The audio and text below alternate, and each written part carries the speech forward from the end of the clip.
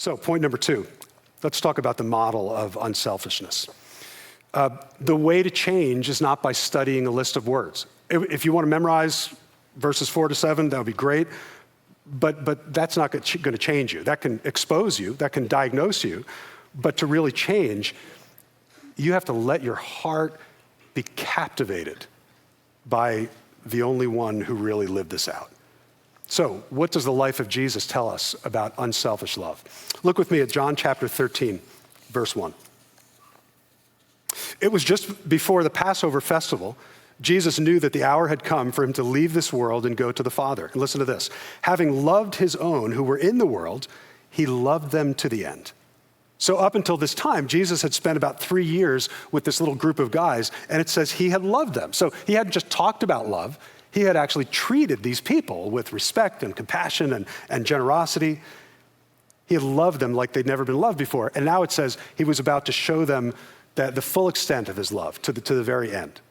Go to verse 3. Jesus knew that the Father had put all things under his power and that he had come from God and was returning to God. Stop. You know what that tells me? Jesus knew exactly who he was and where he stood with God. Right? Because of his relationship with his Father, he was absolutely secure in his identity. He knew he had come from the Father. He was going back to the Father. He didn't need to impress anyone. He didn't need to prove anything. So how do you treat people when you're secure in your relationship with God? Watch, verse 4. So he got up from the meal, took off his outer clothing, and wrapped a towel around his waist. After that, he poured water into a basin and began to wash his disciples' feet, drying them with the towel that was wrapped around him. Look, if anyone in that room had the right to get their feet washed, it was Jesus. And I mean, that's how it worked in that culture. The ranking person in the room would get served first, and the lowest ranking people would do the foot scrubbing. But Jesus took everything people expected and he turned it on its head. Because when you're secure in your identity with God, it frees you to serve. And I cannot emphasize enough how important this is, because so often the way we treat people actually reveals our insecurity. It shows that we're really focused on how people think about us. We want them to approve of us, be impressed with us. Something I've realized about myself, if I need you to like me and approve of me, then I can't really love you and serve you. Because I'm always thinking about how's this gonna look, how's this gonna come off, are you gonna like that I do? If I need you to like me and approve of me, I can't really love you and serve you the way that you should be served. So Jesus didn't need his disciples to boost his identity. That was settled in his relationship with God, and that freed him to love. So the principle is, the more confident I am in the love of God, the more free I am to serve you. And so when you read 1 Corinthians 13 and you read about all these things love is not, right? It's not envious, it's not boastful, it's not demanding of its own way, and you realize, man, I don't do so well. Here's what you do. You look away from yourself and you look to Jesus. Remember last week I tried plugging my own name in to the definition, if you were here? It's like, Dave is patient. Dave is so kind. Dave never ends. And I couldn't even get through it because it was so embarrassing. But what if we plugged a different name in? Jesus is patient. Jesus is kind. Jesus does not envy. He does not boast. He's not proud. Jesus doesn't dishonor others. He's not self-seeking. He's not easily angered. Keeps no record of wrongs. Jesus does not delight in evil, but rejoices with the truth. Jesus always protects, always trusts, always hopes, always perseveres. Everything I just said is absolutely true. Because ultimately, look, love's not a bunch of words. Love is not a force. Love is a person named Jesus. So the more you focus on him and trust in him, he will pour his Holy Spirit into your heart, which is real power, and your heart will become more and more like his heart. Imagine that. And you won't think less of yourself. You'll just start thinking of yourself less, and you'll find yourself freed up to love people really, really well. Isn't that an exciting thought? So let's talk about what that could look like. Last point, a vision of unselfish love. So I want to tell you a story about a contemporary guy who I think loves really well. His name is Ernie Johnson. Those of you who are sports fans recognize the face. He's done a lot of Major League Baseball announcing. He announces at the March Madness Final Four tournament for college basketball. Probably best known, though, for being the face of the NBA on TNT. You often see him sitting there with these huge former basketball stars like Shaquille O'Neal and Charles Barkley and Kenny Smith. Really good at what he does.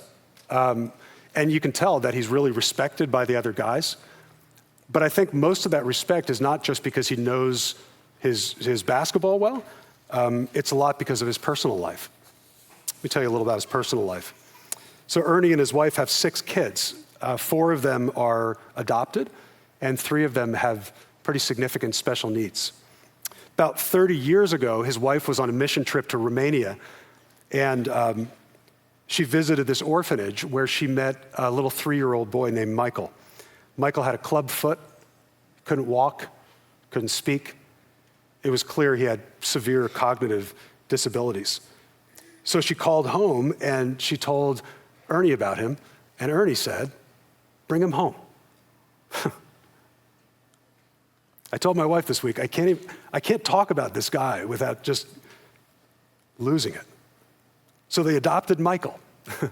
And in the midst of his crazy sportscaster schedule, Ernie faithfully cared for him. He developed a close bond with him. Over the years, Michael's condition worsened, and he was confined to a wheelchair. He's placed on a ventilator. Ernie was the main caretaker who every day would bathe him and feed him and change him. The way that he lives can be traced back to a conversation that he had with his pastor over lunch years ago. During that lunch, he decided to fully trust Jesus with his life. And he said this, "Only at that moment was I able, from that point on in my life, to switch from having a me-centered view of life to a God-centered view of life." Years later, he was asked what motivates him to adopt and care for kids. I'm going to quote him. Here's what he said. "Some people can be driven by going on mission trips, digging wells for kids who don't have water. Everybody's wired differently. This is one of the ways we're wired. We have this heart for adoption. It's rooted in our faith, our Christian faith. We're instructed to care for orphans and widows. We don't want credit. We don't want pats on the back. We're getting a heck of a lot more out of it than they are." So Ernie's son, Michael, passed away 2 years ago. And the outpouring of support from the sports community was overwhelming, because when someone lives out unselfish love from a heart that's committed to Christ, the world just steps back in wonder. And so I wonder, as you take your focus off yourself, and as you become more confident in God's love for you, I wonder how he will call you to roll up your sleeves and wash feet. Now, maybe you'll develop a heart for adoption, like Ernie Johnson. And you've always said, "I could never do that." God specializes in enabling us to do stuff we didn't think we could ever do.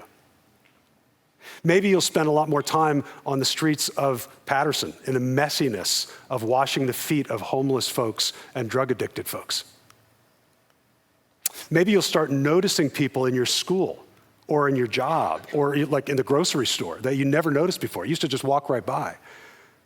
But you're going to start to develop eyes to see them and love them the way that God has loved you.